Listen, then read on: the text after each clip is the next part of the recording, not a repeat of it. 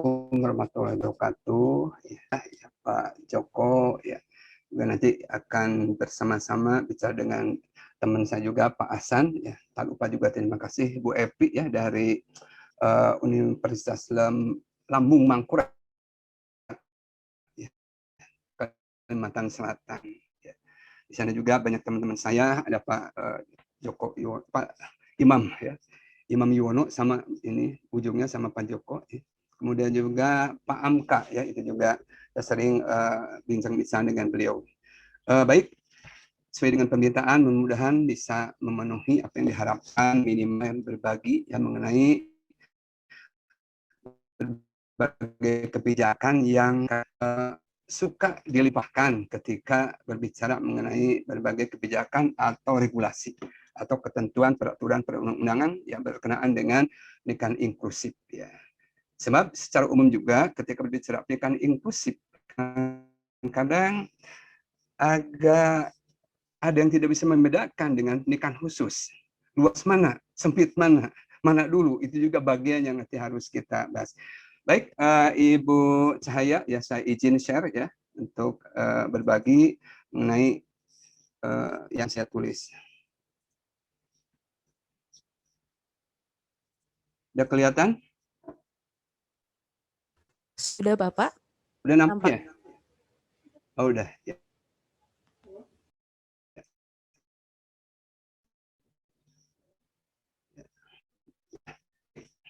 Bagaimanapun regulasi ini ketika berbicara konteks pendidikan inklusif itu diwarnai dengan kebijakan-kebijakan internasional. Ya, ini terlepas sebab bagaimanapun ketika konferensi Dakar tahun 2000 ya Indonesia ikut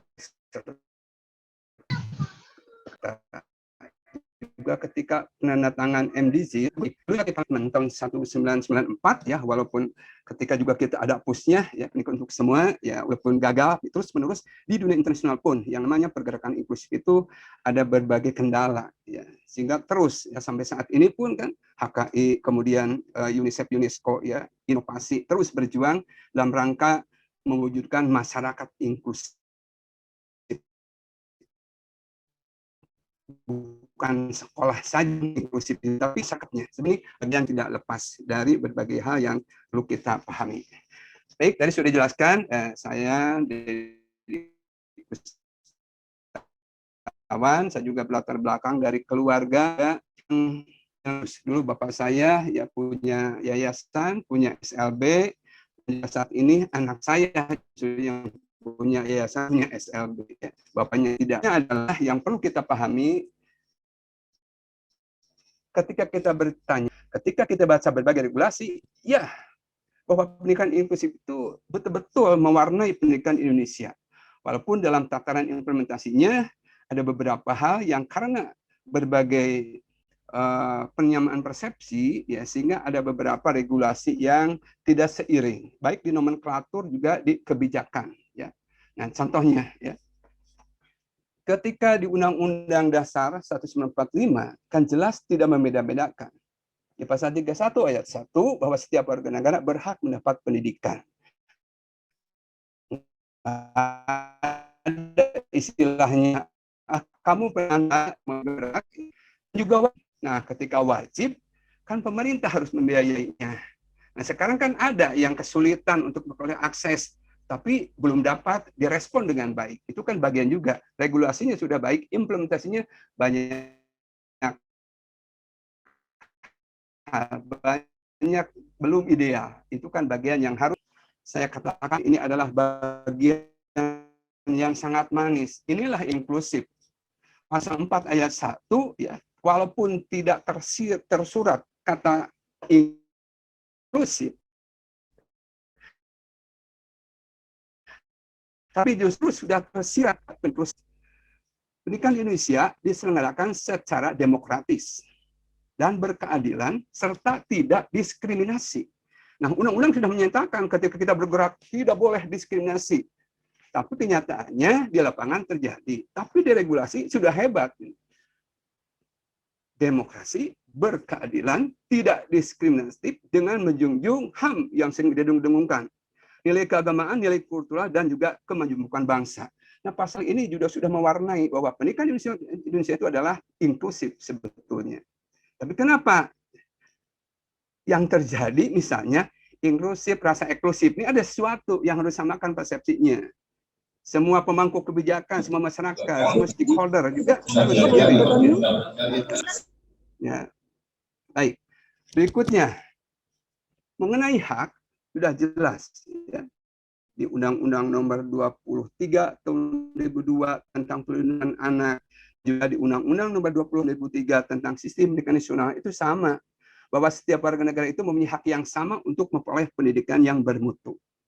Nah, ketika peserta didik berkebutuhan khusus, ya, ketika diberikan yang sama, sehingga tidak berkeadilan, harus disesuaikan ke atas ke bawah, sesuaikan dengan kemampuannya. Maka untuk warga negara yang memiliki hambatan atau kelainan atau disabilitas, hebat di Indonesia banyak istilah ya, fisik, mental, dan sebagainya, atau sekarang penyandang disabilitas berdasarkan Undang-Undang Nomor 2016, ya, itu peroleh pendidikan khusus. Termasuk juga yang memiliki potensi kecerdasan atau bakat istimewa. Nah, hanya ketika berbicara pendidikan khusus, kemudian pendidikan inklusif, seolah-olah inklusif ini disempitkan hanya untuk, nah itu.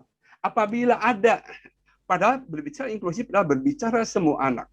Baik gender, baik anak yang tidak mampu, baik anak yang punya masalah, baik anak yang berbagai hal dari kondisi. Itu adalah inklusif. Berbicara semua anak, tidak berbicara hanya, ya. Mohon maaf bila slide-nya bisa diperbesar. Sebentar. Agar para peserta bisa membaca dengan jelas. Baik.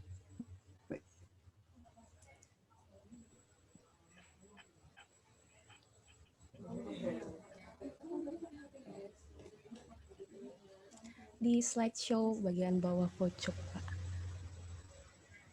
Atau klik F5.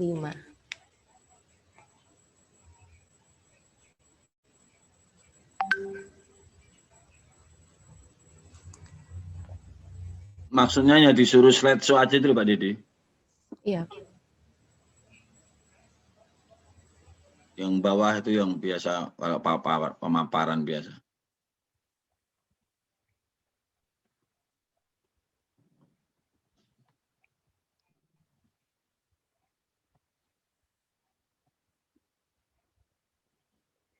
Keluar, Pak Didi keluar ya?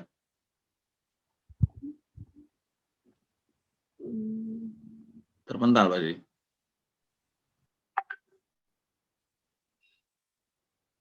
Pak Didi masih ada, Pak.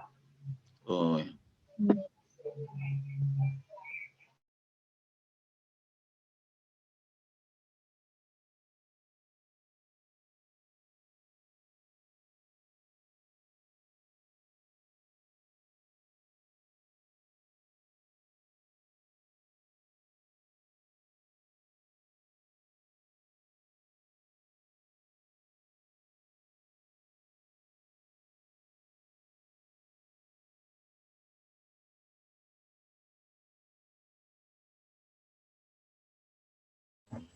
Sudah, Pak? Silahkan, mohon dilanjut. Terima kasih.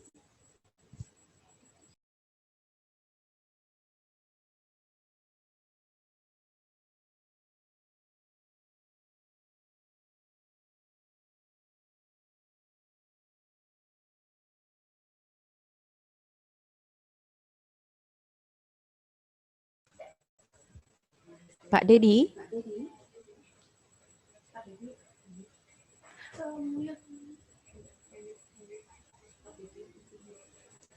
Masih mute kali? Masih mute ya, Pak? Suaranya tidak terdengar, Pak.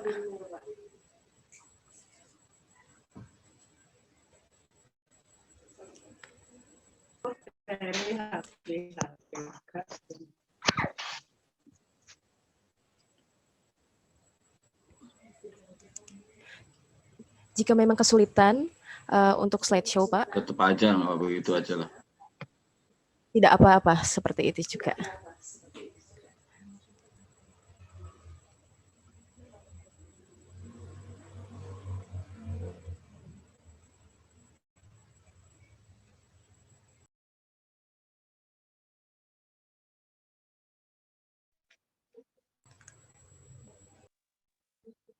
Mana apa sana?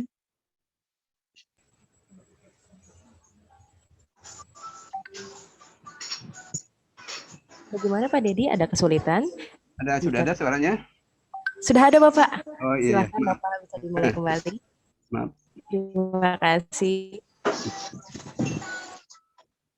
Ini sudah kelihatan besar belum? Masih seperti tadi Pak, tapi namun jika tidak bisa slideshow seperti itu saja tidak masalah. Udah bisa. Sudah Pak.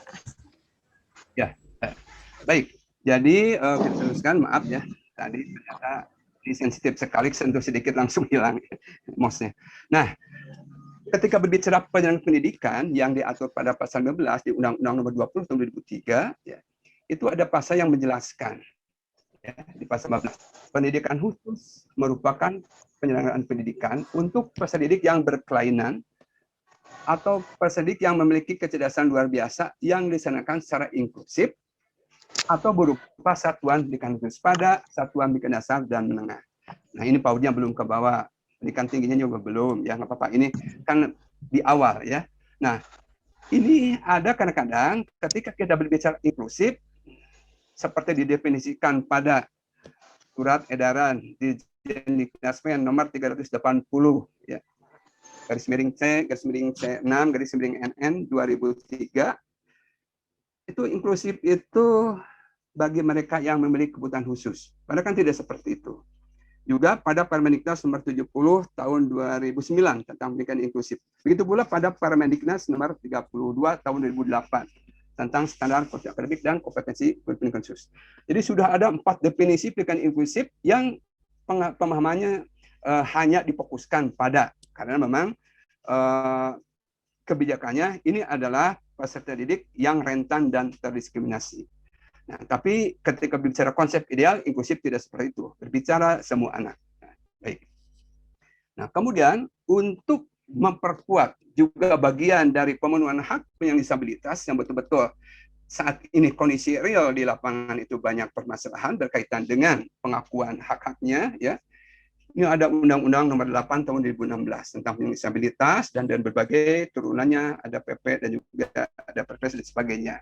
Ternyata bahwa dalam pemenuhan hak penyandang disabilitas berasasan inklusif. Nah, ini sudah jelas-jelas bahwa inklusif itu adalah bagian yang harus dipenuhi. Nah, ini banyak sekali aturannya ya yang setelah saya baca dan biasa dipahami ini untuk memahaminya, tapi kalau melihat ini akan sulit, coba akan saya gambarkan supaya bagaimana ketika kita memahami regulasi. Nah, seperti ini.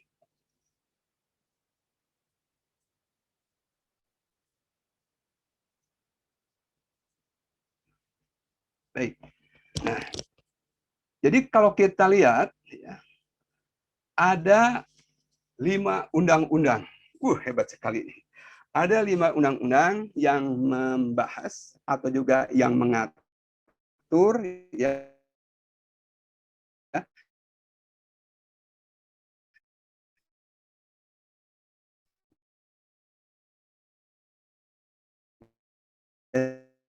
juga ada yang menyinggung lah. Terus ya saya sudah menjabarkan ya dari regulasi tersebut ya adalah bagian dari pemahaman tidak kurang membedakan antara ini adalah pendidikan inklusif, ini adalah pendidikan khusus. Jadi seolah-olah pendidikan khusus itu adalah pendidikan inklusif itu adalah bagian dari pendidikan khusus. Ini mungkin yang salah antara membandingkan antara konsep filosofi dan sistem layanan dengan jenis pendidikan. Kalau pendidikan khusus itu adalah jenis pendidikan.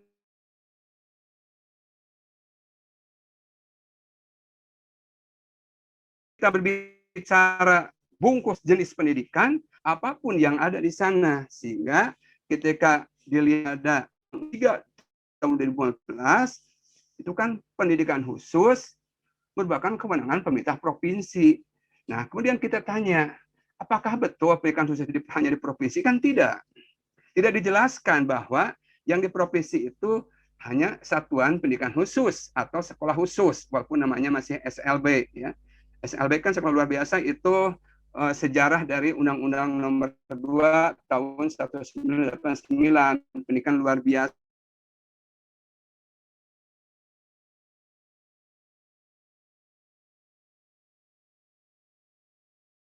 Ya, untuk Undang-Undang Nomor 20 Tahun 2003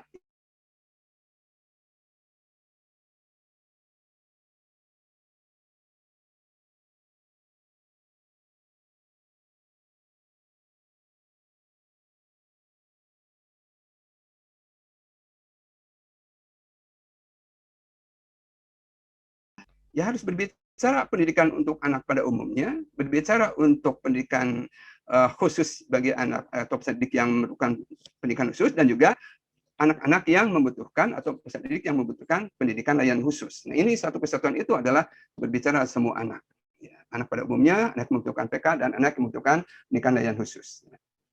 Berikutnya di Undang-Undang Nomor 23 Tahun 2002. Nah, di sini sebelum Undang-Undang Nomor 23, di sini sudah mengatur tentang setiap anak berhak memperoleh pendidikan. Dibahas pasal 30 di pasal ini Undang-Undang Nomor 23 Tahun 2002. Dijelaskan di sini, termasuk pemerintah dan pemerintah daerah wajib untuk menyelenggarakan pendidikan bagi mereka. Nah, kemudian ketika berbicara Undang-Undang Nomor 14 Tahun 2005, nah, kalau di sini berbicara pendidikan inklusif, pendidikan khusus, ya, dan sebagainya, di sini kan berbicara gurunya. Nah, justru di sini untuk guru pendidikan khusus, berbicara konteks inklusif dan sebagainya, di Undang-Undang Nomor 14 2005 ini kurang dijelaskan, bahkan tidak dibahas, ya, untuk secara real apa itu pendidikan inklusif, pendidikan khusus. Justru lebih mengangkat adalah daerah khusus dan juga guru-guru di daerah khusus. Nah, di sini di Undang-Undang 14. Sehingga ada tidak sinkron ketika kebijakan di Undang-Undang Nomor 20 2003, ya, bahwa misalnya turunan dari Undang-Undang Nomor 20 2003 adalah PP Nomor 11 2005. Di pasal 41 dijelaskan bahwa setiap satuan pendidikan yang melaksanakan pendidikan inklusif harus memiliki tenaga yang kompeten untuk pembelajaran bagi anak-anak dengan kebutuhan khusus. Ya. Kemudian dari pasal tersebut turunlah ada, karena waktu itu PP Nomor 17 2010 itu belum lahir, mengacu pada pasal 41 PP Nomor 11 2005 yang menyatakan bahwa lahirlah Permendiknas Nomor 70 Tahun 2009. Di Permendiknas Nomor 70 2009 dikatakan bahwa pemerintah daerah harus memenuhi atau mengangkat atau menyediakan minimal 1 orang guru pembimbing khusus. Nah, di sini dikatakan guru pembimbing khusus. Nah, di undang-undang ini belum dibahas, ya. Nah, tapi muncul di PP Nomor 74 2008, ya. Nah, di PP 74 2008 ini sudah bagus di sini mengatur, di sini ada, ya, mengatur mengenai guru pembimbing khusus. Bahkan turunannya di Permendiknas 39 2009 sekarang tidak berlaku, ya. Di sini dikatakan bahwa home base guru pembimbing khusus itu di home base itu hanya bertugasnya adalah 6 jam, ya.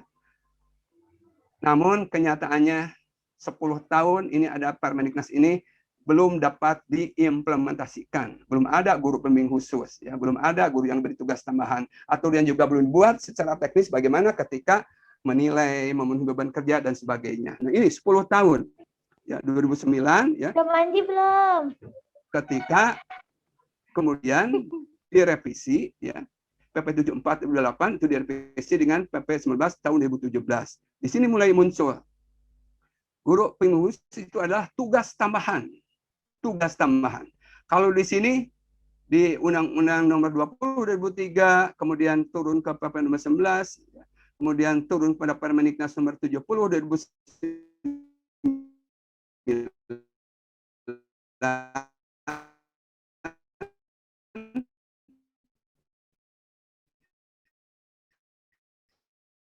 Di sini dikatakan ya, tapi kan belum sinkron dengan Apodi. Sebab memang ketika mengatur antara guru dan tenaga pendidikan dan manajemen, ya, di sistem pendidikan nasional atau di standar nasional pendidikan ini belum seiring. Nah, ini mungkin yang harus nanti bagaimana ketika menyamakan kebijakan ini harus seiring. Nah, jadi di sini tugas tambahan, di sini diangkat. Nah, ini adalah bagian yang harus diselesaikan. Ya. Nah, jadi ketika dulu ada kebijakan, ya, tidak ada, tapi tidak bisa dilaksanakan. Padahal dulu pemerintah Indonesia pernah mengangkat guru ketika kebijakan sekolah terpadu itu ada guru pembimbing khusus, ya dulu. Tapi sekarang dengan sudah ada berbagai regulasi ini, jadi tugas tambahan kalau di Undang-Undang Guru dan Dosen, ya di PP 74 tentang guru, ya. Nah ini di sini masih berbicaranya konteksnya tugas tambahan. Dan ternyata tugas tambahan ini jadi masalah juga ketika turun pada Permendiknas nomor 15/2018. Satu sisi, ya, bahwa yang melaksanakan tugas guru pembimbing khusus adalah guru pendidikan khusus. Harus memiliki kualifikasi akademik pendidikan khusus. Padahal guru pendidikan khusus tidak bisa diangkat di sekolah umum. Sebab tugas pembimbing khusus itu adalah pada Satmingkal. Nah, ini mungkin harus direvisi. Permendikbud nomor 15 tahun 2015. Maaf, salah ketik ya, dari copy paste ini ya. Permendikbud nomor 15 tahun 2015. Ini adalah yang harus disesuaikan. Sebab ingin menyiapkan, karena untuk mempercepat adalah guru-guru dari guru kelas, guru mata pelajaran, guru BK, ya, adalah menjadi tugas tambahan harus disesuaikan dengan regulasinya. Ini sebab di sini bunyinya seperti itu. Yang lebih kita pahami juga, ya, ketika berbicara di Undang-Undang Nomor 20/2003 tadi di penjelasan pasal 15, itu hanya pilihannya secara inklusif atau melalui satuan pendidikan khusus. Tapi kenyataannya ketika sudah dijabarkan di PP 19, di sini adalah pendidikan inklusif atau terpadu. Nah, kan beda antara pendidikan inklusif dan terpadu. Nah, jadi tiba-tiba ada muncul padahal di undang-undangnya tidak ada dikatakan terpadu, ya, di sini, ya. Ini juga bagian yang harus kita pahami sebab muncul di sini juga. Sama di Permendikbud nomor 15 juga muncul. Guru pendidikan khusus bertugas pada satuan pendidikan inklusif atau terpadu di sini. Ini bagian. Dan yang tak kalah menarik adalah ketika berbicara konteksnya di Undang-Undang Nomor 35 2014. Ini adalah bagian turunan dari Undang-Undang Nomor 23 2002. Di sini dikatakan bahwa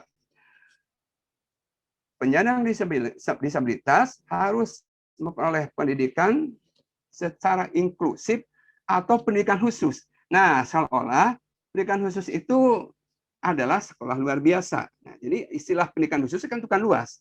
Bisa yang misalkan secara inklusif atau melalui satuan pendidikan khusus. Ini juga kalau ketika kita tidak paham seperti apa. Demikian halnya juga ketika berbicara di Undang-Undang 23 2014 tadi. Pendidikan khusus adalah kewenangan pemerintah provinsi.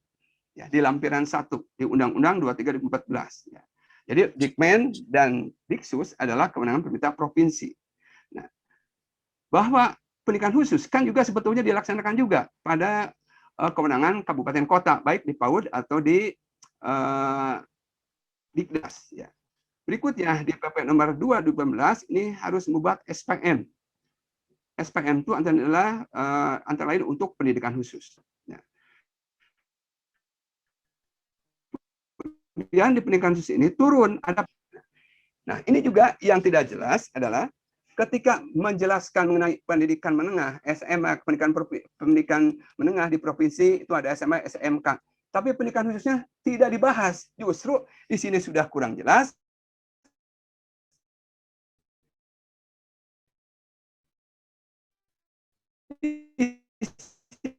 Ini juga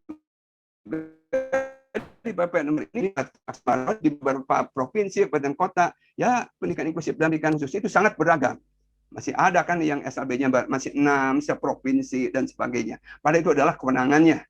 Kewenangannya mulai tahun 2000 loh. Dengan PP nomor 25 tahun 2000. Itu bahwa penyelenggaraan SLB adalah kewenangan provinsi. Itu sejak adanya Undang-Undang nomor 22 tahun 1999. Baik, berikutnya adalah berbicara di PP 17. PP 17 adalah turunan dari Undang-Undang nomor 23 tentang pengelolaan dan penyelenggaraan pendidikan. Ini perubahannya. Tapi yang lebih banyak di sini.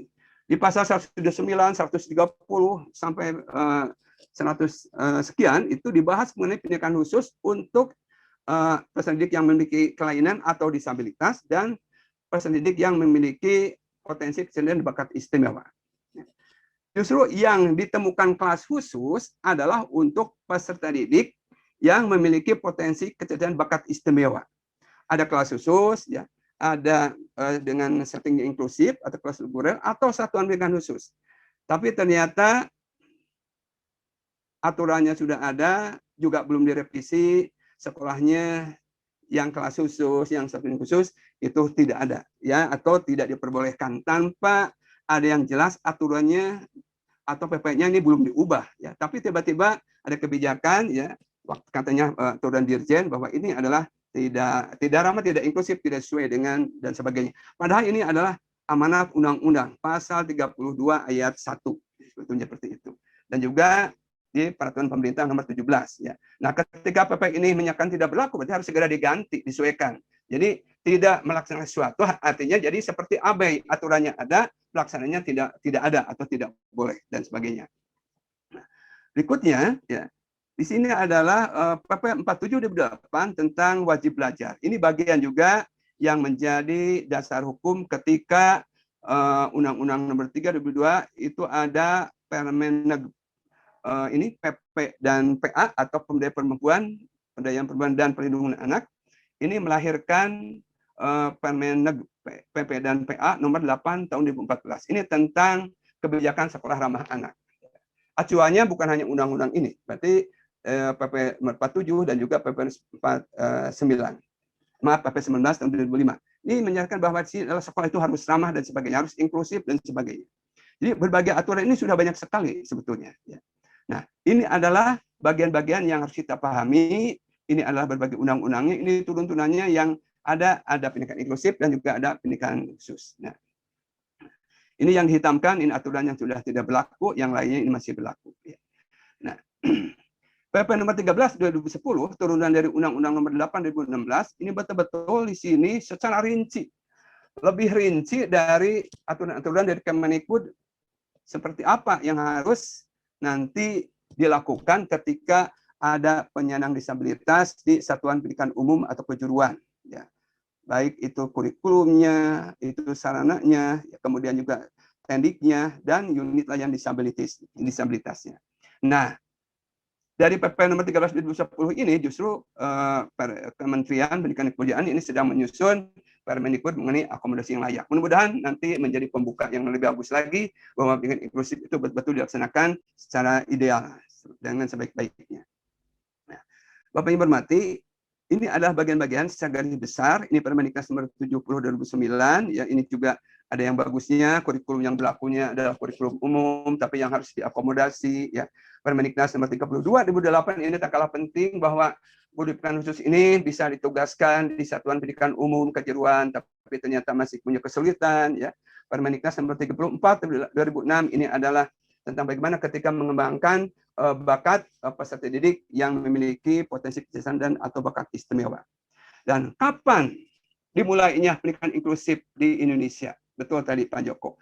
Pada tahun 2003 dimulai dengan rintisan Surat Edaran Dirjen Dikdasmen Depdiknas nomor 380 C6 MN 2008 20 Januari 2003.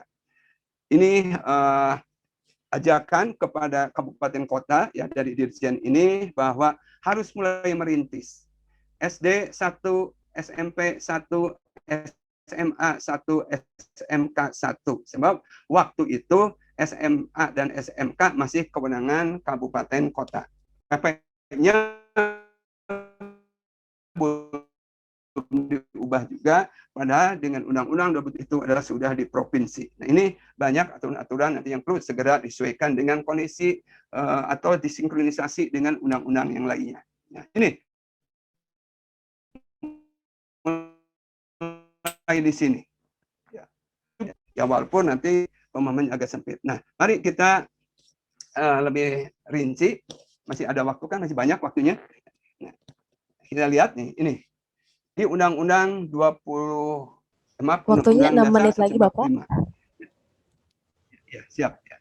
Jadi cepat aja, ya.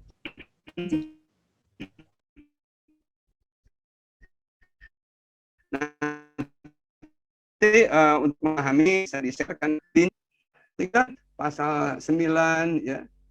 Kemudian pasal 12 nah, ini sudah menyatakan bahwa pendidikan ini harus inklusif dan ini di Undang-Undang Nomor 35 ini.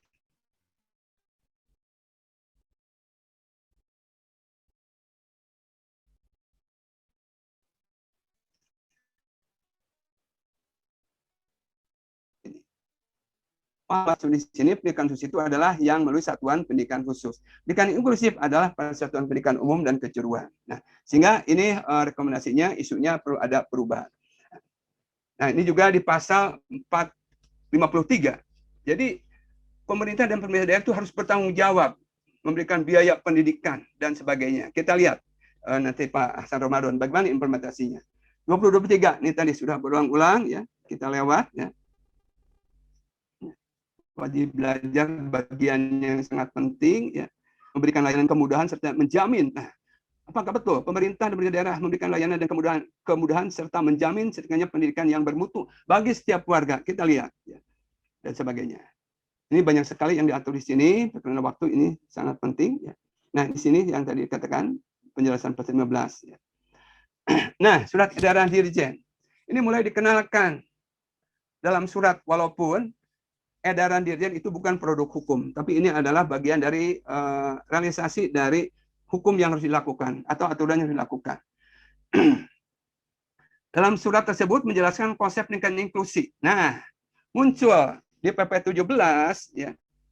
Maaf, PP 74/2008 itu munculnya pendidikan inklusi ya. Tapi di PP 19-nya pendidikan inklusif.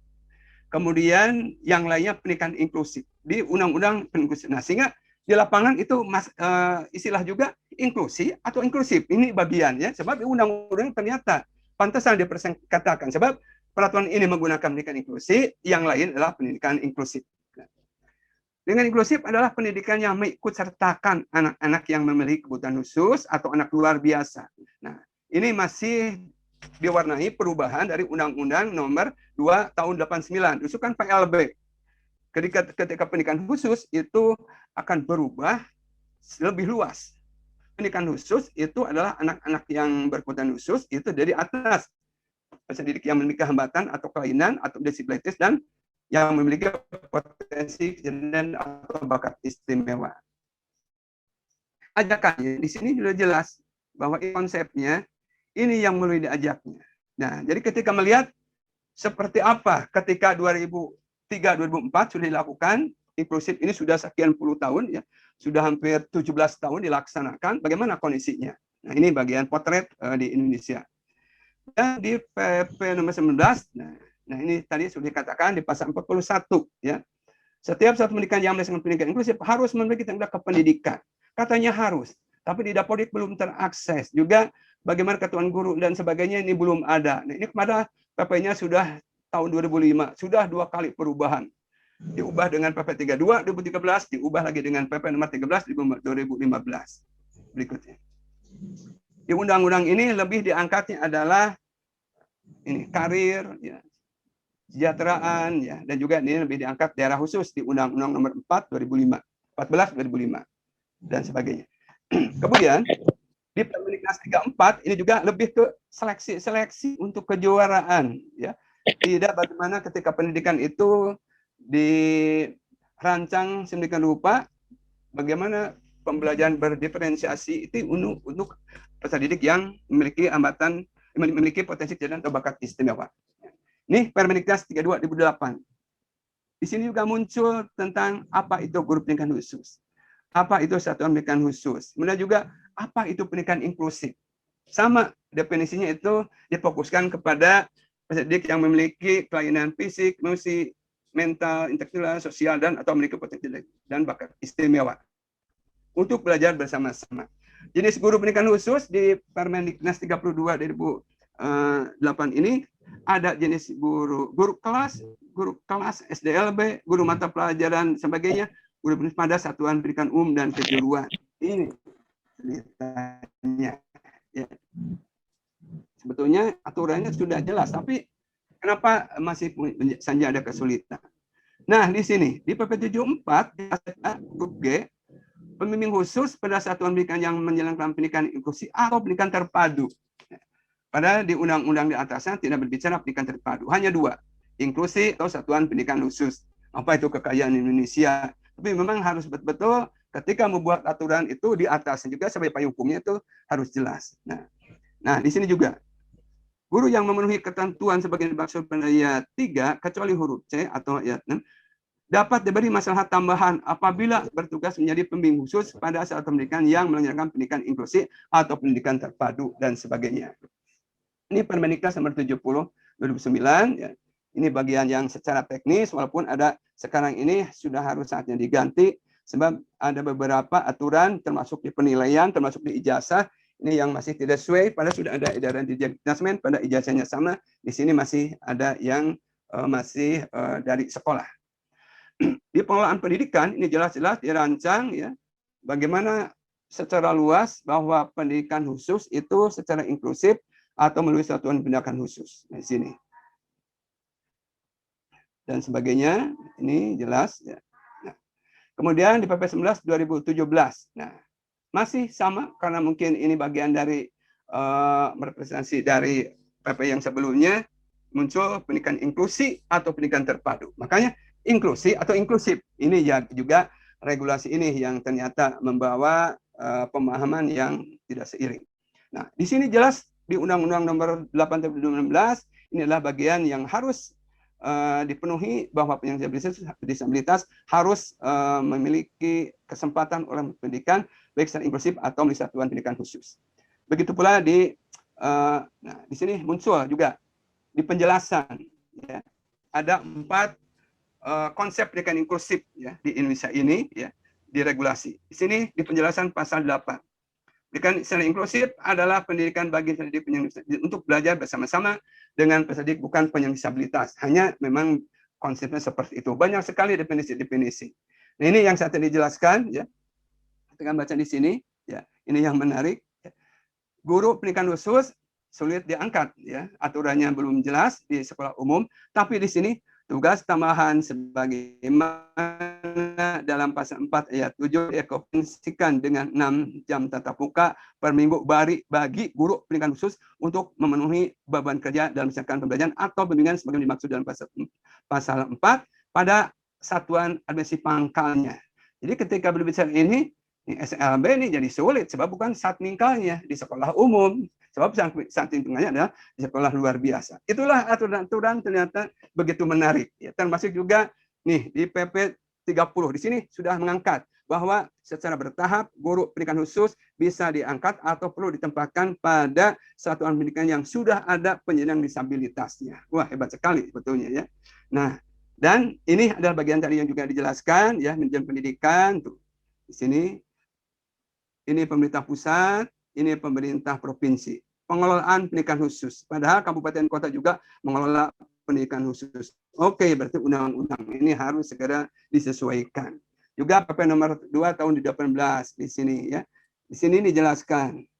Ya, jadi untuk penyandang disabilitas itu mulai 4 tahun. Berarti di PAUD itu harus sudah diterima minimal. Berarti harus segera mendapatkan pendidikan.